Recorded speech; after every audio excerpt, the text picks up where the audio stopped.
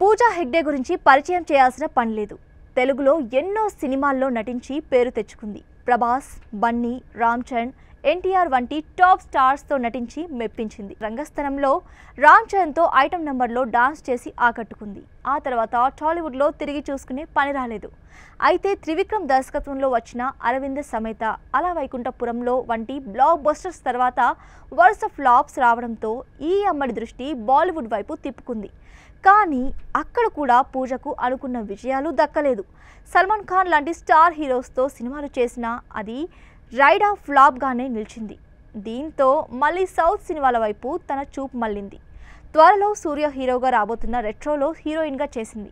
ఈ సందర్భంగా ఈ సినిమా ప్రమోషన్స్లో భాగంగా ఓ ఇంటర్వ్యూకి హాజరైన పూజ కొన్ని ఇంట్రెస్టింగ్ కామెంట్స్ చేసింది. ఇన్స్టాగ్రామ్లో ఫాలోవర్స్ ఉన్నంత మాత్రాన వాళ్ళంతా సినిమాలకు వస్తారని కాదు.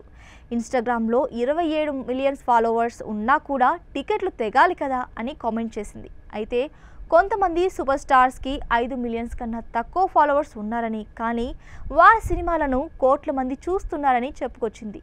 సరిగ్గా ఈ మాటల్ని పట్టుకొని కొంతమంది రామ్ చరణ్ యాంటీ ఫ్యాన్స్ వేరే విధంగా వైరల్ చేస్తున్నారు.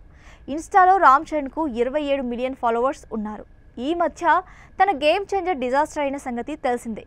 పూజ 27 మిలియన్ అనగానే ఈ పోస్ట్కి కింద cherry Insta page followers photo పెట్టి దాన్ని వీడియోగా చేసి వైరల్ చేస్తున్నారు.